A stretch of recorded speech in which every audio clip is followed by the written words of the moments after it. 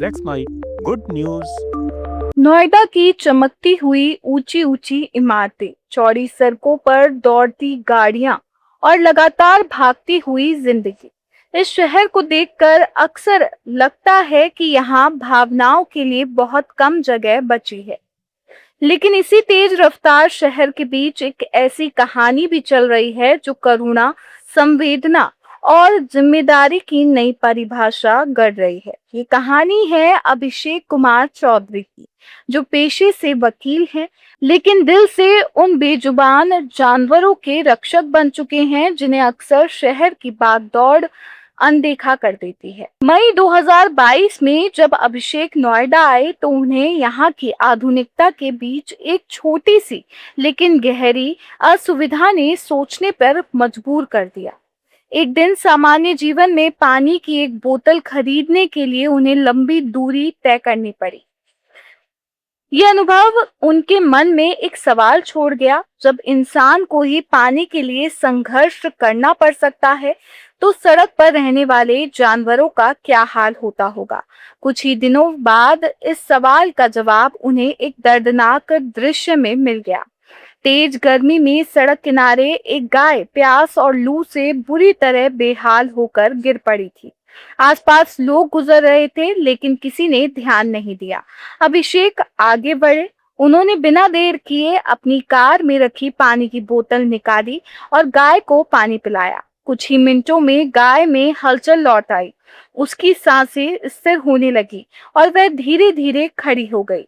ये दृश्य उनके भीतर गहराई तक उतर गया। उसी पल उन्होंने तय किया कि ये अब केवल एक इंसान की मदद नहीं बल्कि एक मिशन बन जाएगा।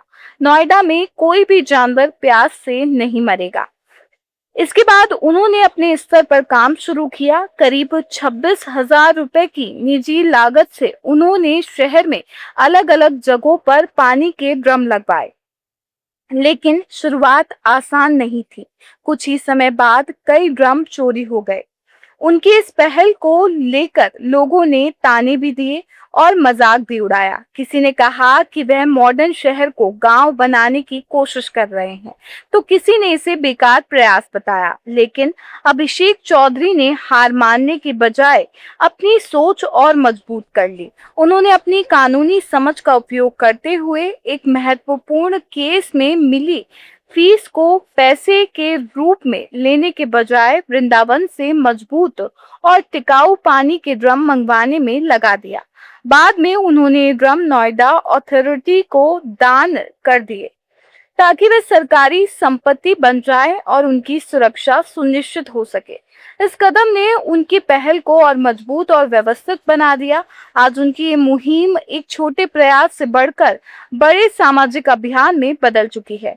नोएडा के विभिन्न इलाकों में 50 लीटर क्षमता वाले 100 से अधिक पानी के ड्रम स्थापित किए जा चुके हैं। एक संगठित टीम इन ड्रमों को दिन में 2 बार भरती है ताकि गर्मी के कठिन महीनों में किसी भी गाय या आवारा जानवर को पानी की कमी ना हो। इतना ही नहीं, अभिषेक कामधेनु गोरक्षक संस्था के कानूनी सलाहकार भी हैं, जहां लगभग 200 युवा स्वयंसेवक घायल, बीमार और बेसहारा गायों के इलाज, रेस्क्यू और देखभाल में लगातार सक्रिय रहते हैं। ये टीम केवल सेवा नहीं करती बल्कि उन जीवों के लिए एक सुरक्षा कवच की तरह काम करती है जिन्हें अक्सर समाज नजरअंदाज कर देता है। अभिषेक का मानना है कि शहरों का विकास तब अधूरा है जब उसमें सबसे कमजोर जीवों के लिए जगह ना हो। इंसानों ने जब प्रकृति और जानवरों के आवासों पर कब्जा कर लिया है तो उनके लिए बुनियादी सुविधाएं उपलब्ध कराना सिर्फ दया नहीं बल्कि एक नैतिक जिम्मेदारी है। आज उनकी ये पहल नोएडा में सिर्फ एक सामाजिक प्रयास नहीं बल्कि एक ऐसी प्रेरणा बन चुकी है जो ये सिखाती है कि बदलाव बड़े संसाधनों से नहीं बल्कि एक छोटे से संवेदनशील निर्णय से भी शुरू हो सकता है।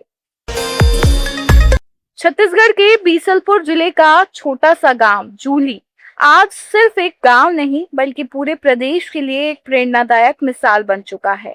कभी ये गांव अवैध शराब और नशे की गतिविधियों के कारण बदनाम माना जाता था, लेकिन आज यही जगह महिला शक्ति की संगठित इच्छा शक्ति और जागरूकता के कारण नशा मुक्त, अपराध मुक्त और आदर्श ग्राम के रूप में पहचानी जाती है। इस बदलाव की सबसे बड़ी ताकत बनी यहाँ की करीब 300 महिलाएं, जिन्होंने खुद को एक महिला कमांडो दल के रूप में संगठित किया। 2020 से इन महिलाओं ने गांव में नशा, अपराध और सामाजिक कुरीतियों के खिलाफ एक मजबूत अभियान शुरू किया। उनका काम केवल विरोध करना नहीं था, बल्कि समाज को बदलने की जिम्मेदारी को अपने कंधों पर लेना था। हर रविवार गांव में नियमित बैठक होती है, जहां बच्चों के भविष्य, महिलाओं की सुरक्षा, शिक्षा और गांव के विकास जैसे अहम मुद्दों पर खुलकर चर्चा की जाती है। सीपत थाना क्षेत्र के अंतर्गत आने वाले इस आदिवासी बाहुल्य गांव में लगभग 90% आबादी आदिवासी समुदाय की है। पुलिस अधिकारियों के अनुसार जब उन्होंने झूली गांव का रिकॉर्ड देखा तो ये जानकर हैरानी हुई कि पिछले 15 वर्षों में यहां से एक भी आपराधिक मामला थाने तक दर्ज नहीं हुआ। जब पुलिस ने गांव का दौरा किया तो उन्हें महिलाओं की ये संगठित चेतना और अनुशासन देखकर गहरा आश्चर्य और सम्मान दोनों महसूस हुआ। गांव की सबसे खास बात ये है कि यहाँ किसी भी तरह का विवाद या समस्या सीधे थाने नहीं जाती। हर छोटे बड़े विवाद का समाधान गांव स्तर पर ही किया जाता है। महिला कमांडो, सरपंच और पंच मिलकर आपसी बातचीत और पंचायत प्रणाली के माध्यम से हर मुद्दे को सुलझाते हैं। नशे या अवैध गतिविधियों पर यहाँ तुरंत और सख्त सामाजिक कार्रवाई की जाती है, जिससे गांव में अनुशासन और शांति बनी रहती है। इस पहल को पुलिस प्रशासन का भी पूरा समर्थन मिला है। पुलिस अधीक्षक रजनीश सिंह ने इन महिला कमांडो को चेतना प्रहरी की उपाधि दी और उन्हें पहचान पत्र भी प्रदान किए। हालांकि उनका कार्यक्षेत्र केवल गांव तक ही सीमित रखा गया है, ताकि वे स्थानीय स्तर पर ही सामाजिक सुधार को मजबूत कर सके।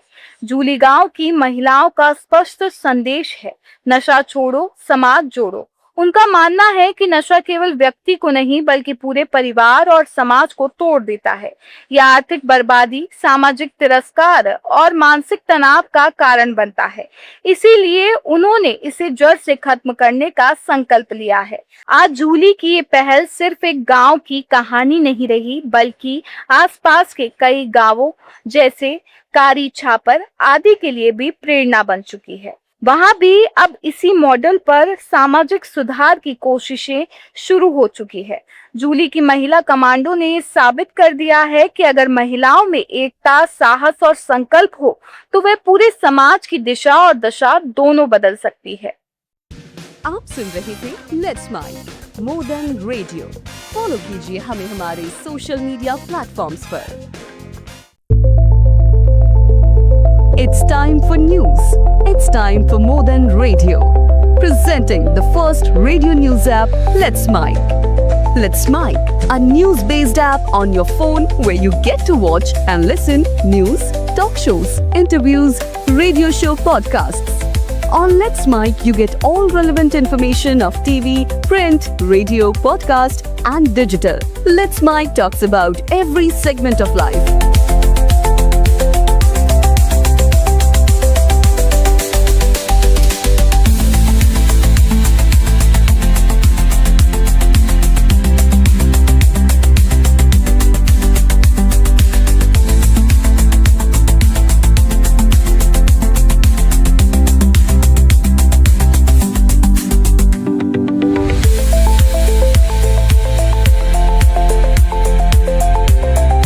Download the app now from Play Store. Available both on Android and iOS mobile phones. Follow us on YouTube, Instagram, Twitter, LinkedIn, Facebook, Telegram, WhatsApp, Snapchat. Let's talk, let's connect, and let's mic. It's time for news. It's time for More Than Radio. Presenting the first radio news app, Let's Mic. Let's Mic, a news-based app on your phone where you get to watch and listen news, talk shows, interviews, radio show podcasts. On Let's Mic, you get all relevant information of TV, print, radio, podcast, and digital. Let's Mike talks about every segment of life.